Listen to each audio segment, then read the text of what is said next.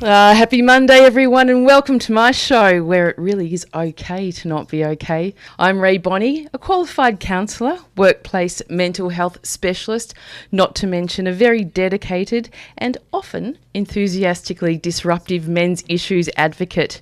It's very rare, but I do dare. As always, I'm unwrapping one of the greatest gifts going around, and that is people. Layer by layer, we explore the thoughts, experiences, achievements and challenges of ordinary people bound to inspire the best you. So turn up your radio. I've been a bit hit and miss this year, but it's all for the greater good. I've been travelling around, helping people make sense of things and recognising that it really is okay to not be okay.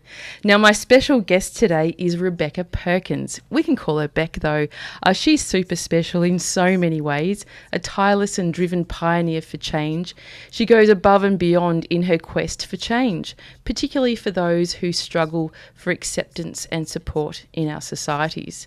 So back in 2015, Beck had a vision to create a world in which every child who is struggling because of a special need, learning difficulty or behavioural challenge should be supported and enabled to reach their fullest potential and achieve their glittering goals and dreams. 3 years later, through her organisation My Special Child, Rebecca has engaged with thousands of parents and educators around the world to join and make a significant difference to the lives of so many. Welcome, Beck. Hi, Rae. Thanks for having me. I have oscillated a little bit there between Beck and Rebecca, but which one would you prefer? And I'll stick to it. Beck's fine. Beck's fine. Yeah. It's easier, isn't it? Yeah. Now, we met probably over a year ago now, or close to a year. Yeah. I often present on one of 3WBC's most popular programs on the spectrum, which is usually hosted by Dougal Austin and Jeremy Sampson on every other Sunday. And it was a bit of an entree into the world of autism and Aspergers, which is the topic that they focus on during their show. And you were a special guest that day, and that's where we met. Yeah, it sure was, yeah. And? Originally I was on that show because through Jeremy Sampson, Yes. who is one of the presenters on the show, and he wanted me to come on and just talk about what I was doing with My Special Child briefly, which, as you say, that was about probably getting on for a year ago now. Yes. And since then, things have kept growing and kept developing, and I'm doing more and more work and getting busier and busier and trying to help as many people as possible, I suppose. Yes, and that's another year on, and I know that I've been taking a special interest in what you're doing because, again, since presenting with Dougal and Jeremy on their show, my interest in the space of, learning difficulties and challenges in children, and not to mention the families that are affected by these challenges. And it's not often what you think, is it, Beck? It's, we think about the challenges that these children have, but it's often the stigma and the lack of support and the judgment by others that causes most of the challenge. Oh, absolutely. I think the stigma and judgment is such a big thing, especially for parents. Parents trying their best to deal with a possible diagnosis they may have or may not have, trying to deal with certain behaviours, challenges, learning difficulties their child might have. And at the same time as doing that, they're getting judged from every angle from people who possibly don't understand or don't realise what other people are going through. Just so much as taking a child with, say, a sensory processing issue to the supermarket, and the child can't deal with the lights and the noise, and so they begin to struggle and begin to possibly freak out a little bit. And instead of just having to deal with the child, the parents having to deal with all these other people walking past and giving them stares or comments and things, which not to mention remembering what's on your shopping list and the other children that you probably got under your wing as well. Exactly, and it's so difficult for parents, and I think as a community, I think we don't always remember just how much these parents have to deal with in such menial tasks as going to the shop or cooking dinner or just getting your children to bed. Everything's so much harder than than we sometimes realise. But that also then has a knock-on effect from diagnosis, doesn't it? So, children, aren't often diagnosed or ever diagnosed with with Aspergers or autism or anything on the spectrum. And you mentioned auditory, sensory processing, whatever it might be on the spectrum. There's so many different diagnoses that a child could have, but often it's not ever recognised and just put down to bad behaviour. Just so often, especially with ADHD. That's sort of ADHD for me, I think, is the one that I get the most passionate about, because it's so often underdiagnosed or misdiagnosed, and then you get kids who maybe are just a bit naughty and they get diagnosed with ADHD, or you get kids who have genuine ADHD and are just palmed off as being naughty. It's really sad when it gets missed so much and they're not getting the help then that they need. Especially once they've entered the education system as well, and those judgments and things like bullying have come into play, which set children and families back even further. Oh yeah, absolutely. Jeremy and I actually are doing a talk on bullying next week together.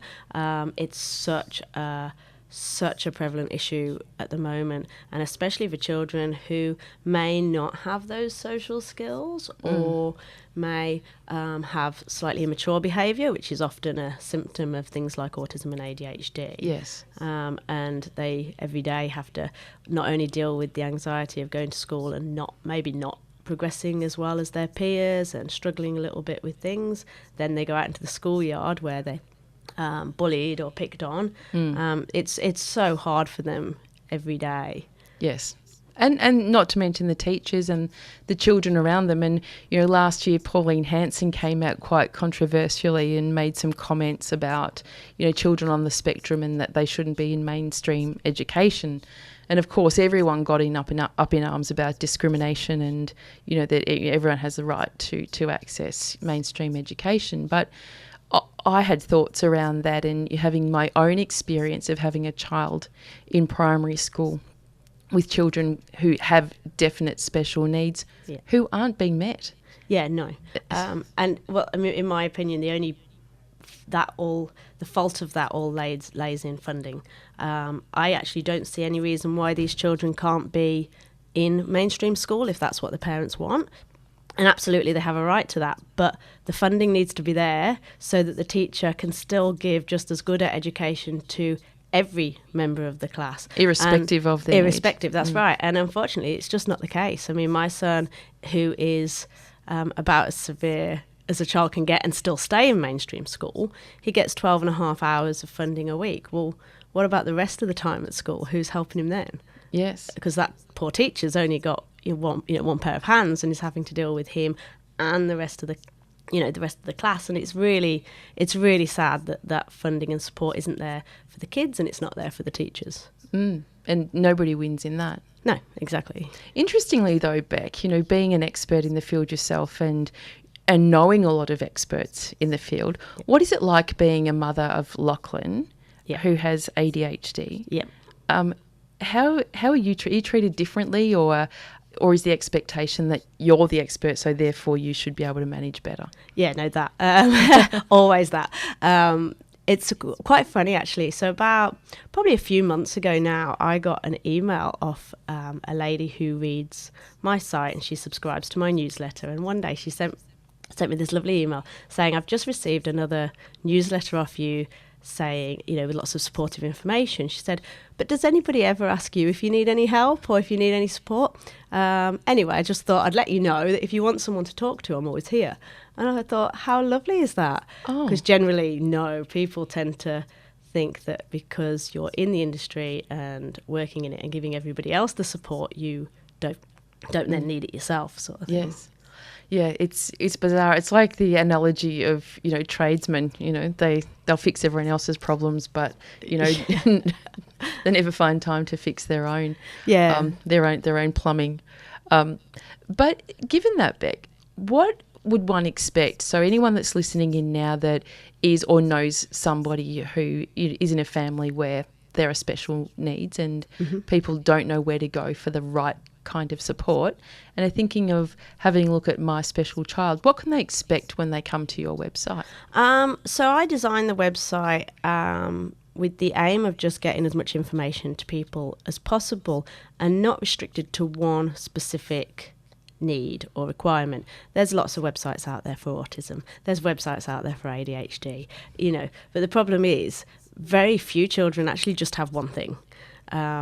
Most kids who have a need will have multiple needs. Yes. So with my website, it's about providing information on all different things. So you haven't got to try and make sense of and try and get one bit of information from one place and one bit from another place and marry it together. So on my website, I have the blog, which is just lots and lots, hundreds, I think, of articles for information for people. So if a parent is newly in the sort of field and they've just maybe had a diagnosis or just come to realise their child's struggling, they can go to my website and find some information that will help them know what on earth to do, because as parents quite often we just don't. No. Oh, and it's also one of those highly stigmatised areas as well where people don't want to talk about what's happening. And, there's so much put on parents around failure or what did I do to make my child like this? Yeah, blame. I think a lot of... And that's something as a society I think we really need to work past, is blaming the parents for everything. Some children, unfortunately, have struggles. They have challenges. And, parents are frantically worried about that. And the last thing they need is then that extra pressure of people thinking it's some way their fault. Yes. And then they, of course, have that guilt and they give themselves that pressure as well. I think I and probably most parents out there with a child who has a special need has probably at some point gone, is this my fault? Am I doing it wrong? Am I making it worse? Is there something else I could do to make them better? There's so much guilt out there and so much pressure. I think it's really hard for parents, and even down to especially for people like me who actually have that sort of public spotlight. There's always expectations of you're doing this wrong, or you're saying that wrong, or you're getting that wrong. Because it's very rare that people go, do you know what, well done, you're actually doing something right. Yes, and this is the best kind of good that we can achieve given what we have. Yeah. I remember seeing an episode of SBS Insight, I think it was last year, and it was about autism and Aspergers, and there was a woman on there. She was a single parent, and she had, I think, 4 kids who were affected. And the feedback to her was, well, if you had one, why were you so selfish in continuing to have more children? And it was like, wow, what an attitude. Yeah, that's terrible. That's terrible. The attitude wasn't by SBS Insight, by the way. It was just, she talked about. But there is that stigma. It's really sad. I mean, my son has ADHD and he's intellectually disabled, so he's quite severely intellectually disabled. But he's a lovely boy. He's a lovely, happy boy. And if I could recreate him, then absolutely I would. Yeah. Because although he's got his struggles, he does, and he's got his challenges, and he can be very hard work. But he has a mountain of good qualities. He's kind. He's thoughtful. Out of my 2 kids, he's by far the most thoughtful and certainly the best behaved. Everyone thinks, a child with ADHD's got to be naughty. Not the case at all. Yes. My kids, it's the other one who's naughty. Jesse, pull your socks up, man. Yeah, Jesse is the monkey. Lachlan's golden. I very rarely have behaviour problems with him at all. Speaking of golden, you originate from the UK. Yes. And your husband and, your family, your husband and you and your children decided to come to Australia for a better kind of life. Yeah. Back in 2014. Yeah. But it didn't turn out that way for you, did it? Well, we came here. I was actually born in Australia and moved to England when I was 2. And I'd been over for holidays and visits and things, and I always loved it here. And I did some research, and for children with learning difficulties and special needs, it seemed that it was going to be a better life for my son. I mean, for all of us, but in particular for Lachlan. In terms of what? Just everything, the support system seemed to be better. The education system for children with special needs seemed to be better. And after doing lots and lots of research, because in the UK it's very lacking in terms of support and information. So after doing all the research, we decided to move. Unfortunately, we moved and then me and my husband split up. Although that was not necessarily a bad thing. If you're going to do one thing, might as well do the lot. I know, yeah, whole new life. But for the kids, I do still think it was the best move. I think lifestyle here is a lot better for children. Lachlan needs a lot of fresh air, a lot of outdoor time, a lot of exercise. And you get that a lot more here than you do in the UK, mainly due to the weather. And I do think the services here are better. They're nowhere near, unfortunately, where they need to be. You sound really hesitant when you say that. I can see you thinking, oh, are they really? Yeah, well, they are. The problem is there's still so much room for improvement. Improvement. They're about 5% of the way of where they need to be. And the biggest problem, personally, for me, is ADHD awareness here is really bad. Well, there's a lot of confusion, isn't there? Because there's so much literature out there. Yeah. And for me, working in the mental health space, I mean, it just amps it up to another millionfold around literature. And there is so much that would become confused, and not all of it is accurate. Yeah, no. I mean, a good example I always give is when I first moved here and put my son in school. He went into a mainstream school, and I was sort of trying to get his funding for in the school. Yeah. And I met with a lady from the government who deals with funding, and she said to me, "Oh, well, luckily he can get funding based on his intellectual disability because he can't get it for his ADHD." And I said, "Oh, that seems strange. Why is that?" Because some kids obviously just have ADHD and need the funding. Yes. And she said, well, that's because ADHD is a social disorder. It's just because of upbringing. It's not a real neurological disorder. And I got really angry and I kind of shouted at her a little bit. And I said, it disgusts me that somebody who works in such a critical role of deciding who gets funding for what and when doesn't even know what they're giving out funding for. You don't understand the disorder that you're saying no to people for.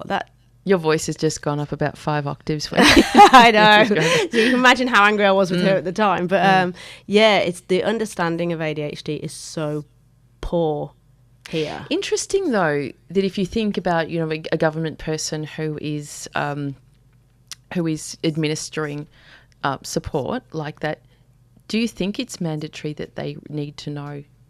Yeah. I think I can't believe that these people don't get sent for training. Yeah, they don't go on courses. But with the myriad of diagnoses that are in the DSM, how is it possible for one person to be an administrator and then also a clinician? I mean, I don't think they need to know everything. They don't need to know the details. But at least know where to refer to for more information. Some very basic information, like the fact that ADHD is a neurological disorder and not a social one. Yes. Just understand the very basics of what you're dealing with. And when you think ADHD is estimated to affect about 1 in 10 kids. So I think something that prevalent, they need to know. And there's so much focus on autism. There really is. And that's not a bad thing. It's a good thing. But there also needs to be focused on those other difficulties like ADHD, intellectual disabilities, sensory processing disorder. Yes. These are the ones that are also very common. Extremely common. In my work in the workplace, I meet with people who are probably of the generation where none of this was spoken about, let alone given a label to many years ago. And you see these behavioural things that are coming out in the workplace that are being judged as bad behaviour and performance managed. So, for example, a person I dealt with last year who was having all sorts of issues because he sat near a photocopier. And the light and the sound absolutely just was wreaking havoc with his work. But he was recognised for poor performance and poor behaviour and performance managed. and it was just devastating. Yeah, absolutely. And I think if we as a society, and certainly those industry professionals who are at the top of the food chain, if you like, if we all sort of were able to just know a little bit more and have a little bit more understanding, the difference it would make in kids growing up and in society as a whole is huge. I think the statistic is something like 40% of people in prison have ADHD, which is so sad when you think that majority of that is, a lot of it is probably down to a lack of awareness and a lack of understanding and support. So they didn't have that support, and they didn't have certain small things that probably could have been done to stop them going down that track. Yes, but for what you're saying, the investment by our government is not substantial enough that we can, you and I were talking before offline about some of our social impacts, our very terrible social outcomes that we're seeing, that we're not investing in the early onset stages. We're just investing in trying to find a solution for now. Yeah. So what you're saying is the percentage of people who are incarcerated have now been diagnosed with a behavioural issue. Yeah. Imagine if that had been diagnosed in early childhood. Oh, yeah, absolutely. And managed. Well, we know that early diagnosis makes a huge difference to a child, but a lot of but also the families as well. But the families who are affected also then can take on, more sinister outcomes like anxiety, depression, suicide, which all have social impacts as well. Absolutely. I mean, there is so many parents out there who are single parents who are dealing with one or more children with a special need or a learning difficulty or a behavioural challenge, and the impact that has on a parent, on their, as you say, on their anxiety, on their mental state is horrendous. I know, I've been there. It's some days it can be so challenging, just and just getting out of bed to deal with something like that can be really difficult, and the support isn't there not only for the child but for the parents, for the families. Yeah. So what other outlets are there, Beck? When possibly you're not getting the funding that you need, you're challenged with time, you're challenged with stigma. Oh, yeah. Yeah. What are some of the things not only My Special Child can provide in terms of resources, support, and avenues for learning? Yeah, I mean, certainly in terms of My Special Child, if there's a parent out there who's really struggling, you can email me personally at any time and I'll always reply, because sometimes I get a lot of parents who come to my conferences who'll say to me the best thing they got out of it, as well as the strategies and information, was the fact that all of a sudden they realised they weren't alone, because there were so many other parents there who are going through the exact same things. And so as that parent, and I've been that parent, you can feel very alone because you're just facing every day by yourself and the support isn't there. So it's very important to try and find other people who can support you, but also just to have your own things, your own activities, your own Yes, because life. It's very easy to become the diagnosis yourself. It's hard enough for the child not to become the diagnosis, but the family and other siblings, how they're affected. Yeah. To how do you continue life as, air quotes here, normal, but as normal as possible, so everybody gets a fair deal. Yeah, and that's it's really important. It's not just important for you to have things, to have things outside that child, but also for that child. If you become completely consumed with dealing with that child's challenges every day, day in, day out, you end up so anxious and so stressed that you end up not doing the best for that child. Well, your energy is gone. And, yeah, that's exactly it. And their energy is so high, which is why Jeremy Sampson, I'll give him a little bit of a plug, our friend Jeremy Sampson, who is the founder and operator of Time to Train, is all about getting kids active and moving and exploring different ways of channeling that energy. Yeah, I mean, exercise is a really big one for children. It's there's been a lot of studies that show that exercise is as good for autism and ADHD as medication. Yeah. So or in combination, yeah, whatever that's works. yeah, absolutely. So getting that fresh air and getting the exercise is really important, but it's important not just for the kids but for the parents. And is it possible for parents to maybe achieve great things for themselves? And I'm leading into you at the moment because my clever segue, Beck. What are the things that you do and what have you achieved outside of being a mother and being a carer and being also an advocate in this space? I think parents can absolutely achieve what they need to achieve. It's not easy to pull yourself up and say, do you know what, as well as everything else I'm doing, I'm going to do X, Y, Z as well. But it's really important to do something for yourself. Parents become so consumed with their kids. That's all they do. And I get it a lot. I get a lot of parents who say to me, but I can't do any more. That's it. I'm at my limit. And you have to find a way to do more because you need to have something for yourself. And you can absolutely achieve great things. There's never a limit. I'm a single mom with 2 kids, one who has ADHD and intellectual disability. I work full time. As you know, I do karate quite a lot. How often do you do karate? It varies from week to week. When I'm training for a tournament, a lot. At the moment, not so much because I'm not training for anything. So just 2 or 3 times a week at the moment. Oh, so how much would you be training if you were preparing for a tournament? It would depend on the tournament. Last year I did the national championships and I was training probably 5 times a week. Then I think at one point I was training for about 13 hours a week, so 2 or 3 hours a day, 5 times a week. That's a lot. Now, for anyone that wants to get in touch with you, go straight to the website. Yeah. If you go to the website, there's a contact form on there that people can use as well. Or I get a lot of messages via the Facebook page. Yes. As well. And I do answer all messages. I might not get back to them instantly because I get quite a few, but I'll always get back to them. Well, not right now because she's on air with me. So. Yeah, no, I'm not answering anybody right this second. No, but seriously, do try and get in contact with her or at least visit the website. It's a really easy one to navigate. It's quite simple around, and we're going to talk a little bit later about your conferences and the expo coming up this year, which is all just in the last, 4 years. Yeah. It just takes time. It takes dedication.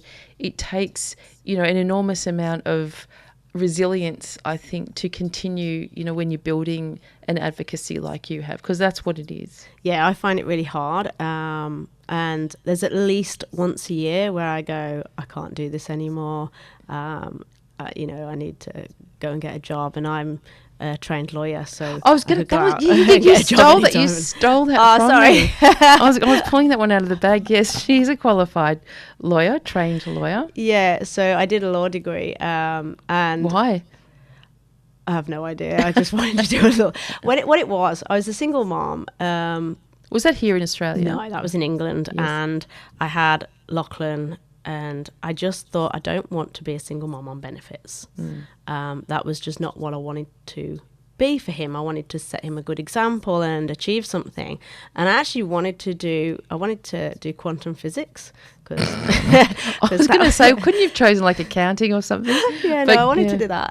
And then I thought, well, what am I going to do? Get a job at NASA? No. So I thought I'll go for something more stable and I'll do a law degree. And then I moved to Australia and decided that instead of doing, practicing law, I would build something called My Special Child and try and help lots of people. And well, I'm sure you must use some of those skills and attributes and learnings from law to help you navigate through this. Yeah, I mean, when I did my law degree, one of the areas I focused on was the law relating to children, which was a lot on family law and family disputes. So it certainly gave me a lot of insight and a lot of understanding.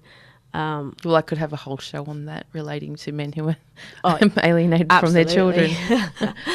But let's go back to you and your gold medal that you received last year when you did attend the national championships for GKR.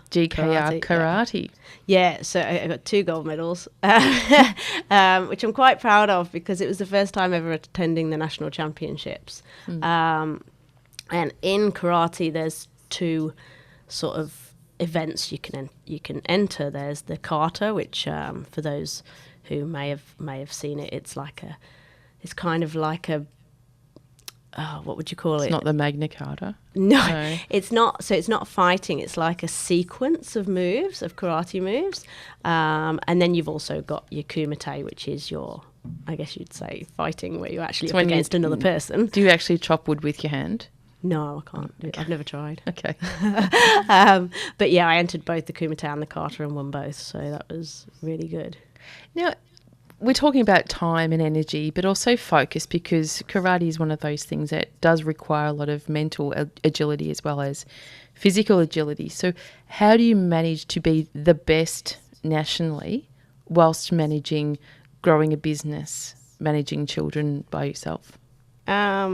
You have to have an insane amount of focus. That's the first thing, and dedication and commitment. But also splitting your time. Time management's probably the biggest thing for me. When I'm with my kids, I am 100% focused on my kids. In the workday, between the hours of 9 to 5, I'm 100% focused on my work, which in turn is kind of my kids. And in those hour or 2 that I go to karate, from the second I step foot into the karate dojo till the second I leave, I leave everything else behind, and I'm 100% focused on that. And I think it's just about having that ability, or training yourself to have that ability to separate everything. And if otherwise, you just wouldn't be able to do it. And with your kids, what is their feedback on your achievements outside of the space that you all spend so much time in? Oh, they love it. They think it's awesome. Both my kids do karate as well, with me. And they were so excited when I won the nationals. Were they there? No, I couldn't take them with me because I just wouldn't have been able to obviously look after them and compete. Yes. And it was up in Sydney, but they love it and they're very proud. And I think it gives them a sort of sense of, even though it's me achieving it, but it gives them a sense of achievement, and they take real pride in it. They both were carrying around my medals for weeks afterwards, and they wanted to take them to school every day.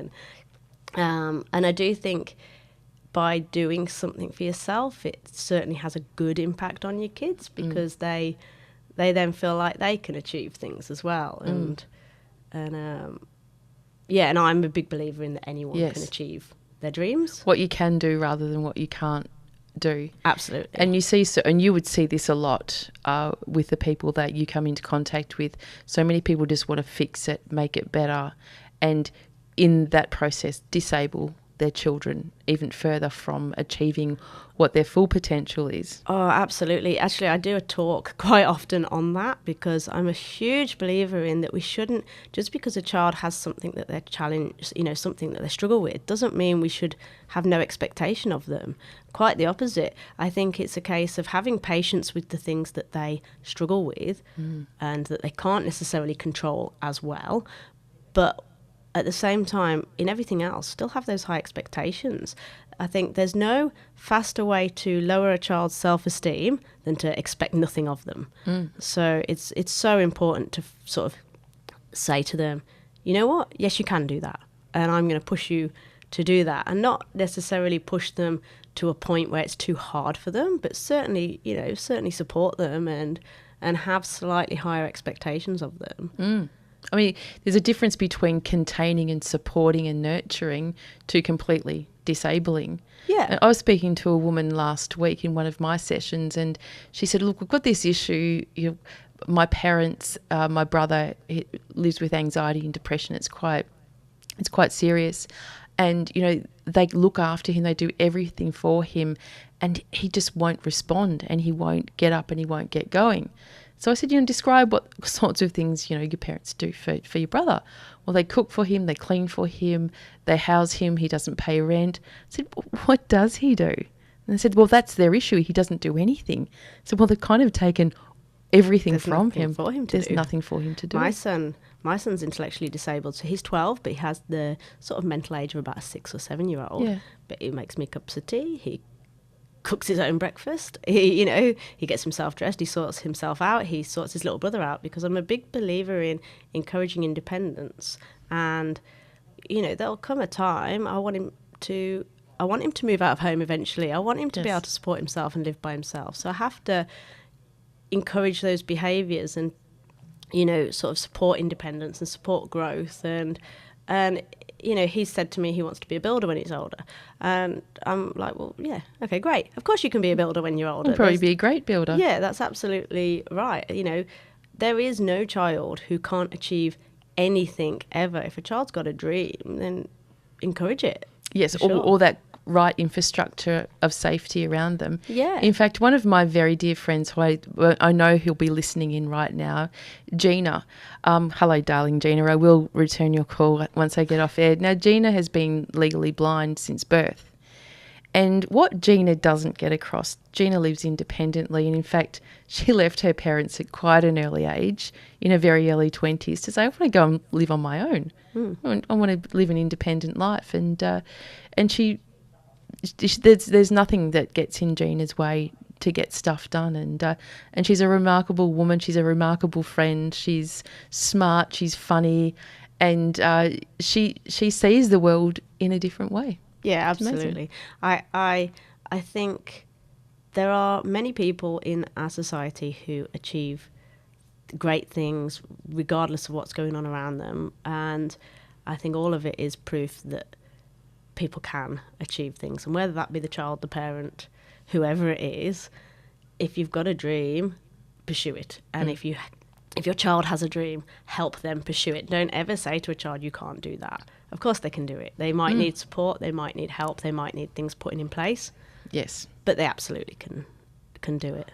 Because it's not our job to make our children into who we want them to be. Absolutely. It's our job to help our children into who they already are. Yeah, absolutely. And it's one of the most important lessons I learned raising children. And I'm very, very fortunate that, my children are very healthy and well and able in every single way. But, recognising that, again, it's okay to not be okay, and everyone goes through their thing where we support who they are, not who we want them to be. Absolutely, yeah, I agree. I think we all have specific dreams for our kids, and I know certainly for parents who have a child with a special need, you have a child and you have all these dreams about their first party they go to, or how they're going to do at sports day, or your first, these parent-teacher interviews where they tell you how amazing they're doing.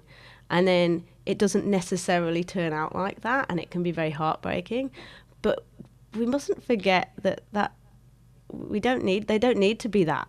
They need to be healthy, they need to be happy. And we can promote that, and we can encourage that by just saying, do you know what? You have a dream, I'm going to help you to achieve that. Yes. And it's not very hard, is it? It's much harder to resist. Yeah, absolutely. And try and make, again, into something that child will never be.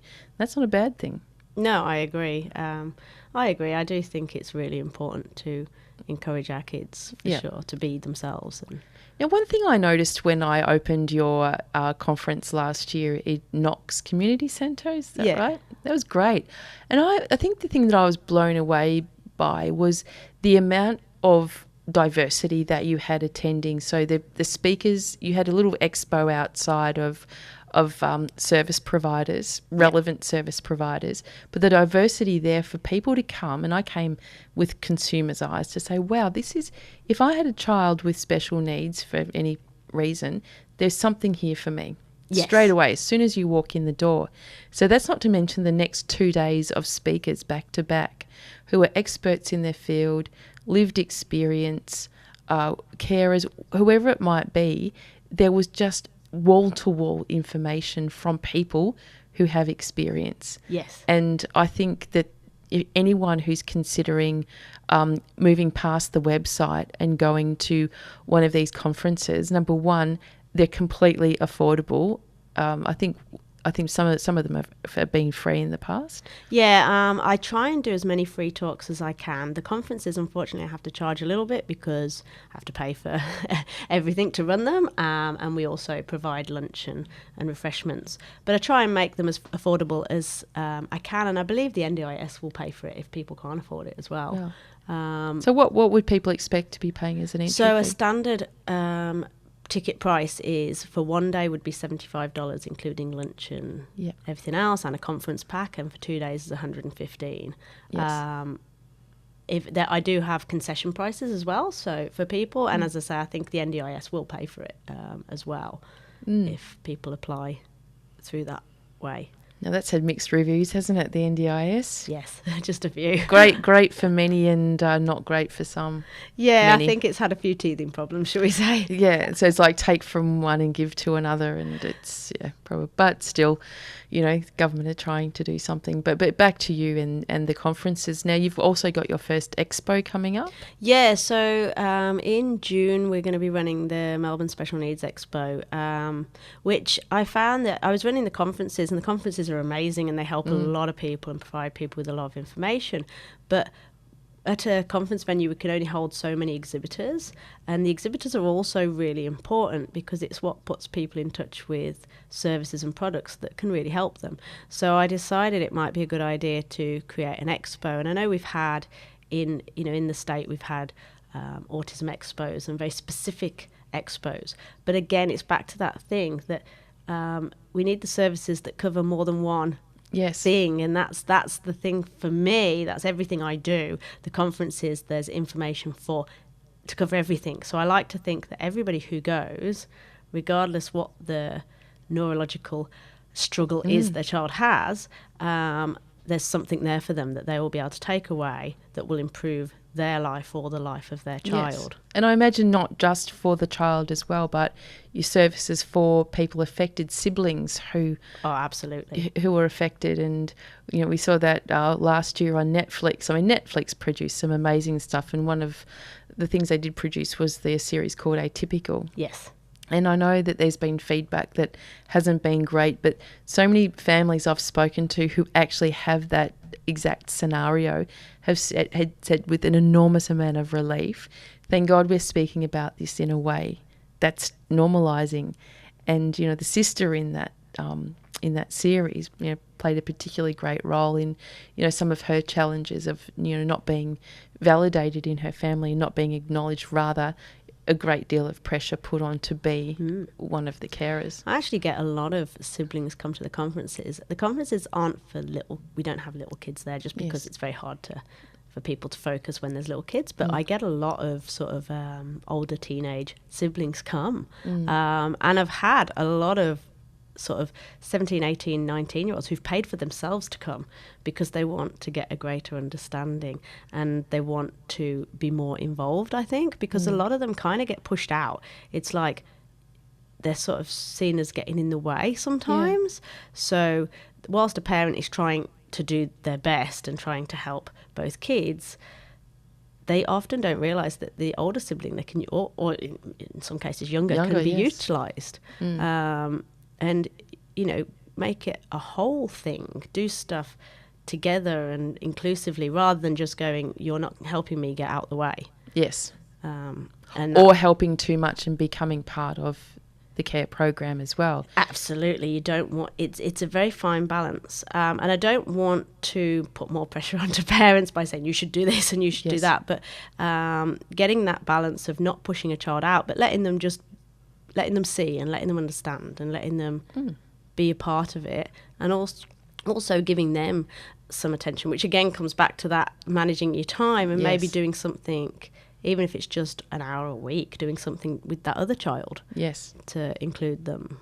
It's amazing, Beck. I recently, on my radar, I was speaking at an event at Medicare, and they had a wellness day for their people and culture people. So they had 4 key speakers, of which I was one, representing Beyond Blue and anxiety, depression and suicide.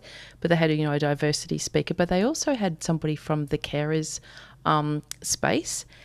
And she was speaking about the percentage of carers under the age of 12 years old in our communities is incredible. Yeah. Incredible. And these kids who are carers for parents and siblings and grandparents, you know, often have comorbid situations around anxiety and depression and don't get a lot of support nor recognition, because whilst you're caring in home, you know, you're not seeing it. And so... Well, I mean, carers generally don't get not even anywhere near enough support. And unfortunately, when you've got children who are carers, they're getting the same lack of support that adults who are carers are. Yes. It's just, which again comes back to the lack of support provided, the lack of funding, the lack of all these things, which it just needs to improve so much for everybody. Yes. Oh, definitely. And it was one that really piqued my interest because of what you're saying. It's just causing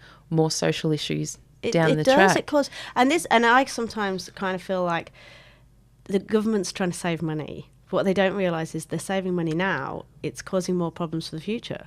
You know. Also, or investing, you know, bags of money into things like, you know, domestic violence, where as if we're looking at the grassroots causes that lead to domestic violence, then we've got a better chance of reducing the astronomical outcomes that we're seeing. Absolutely. And a lot of people will yell at me and say how heartless and terrible and all these women are dying. Well, again, the statistics there are quite distorted, and that's the last I'm going to say about that.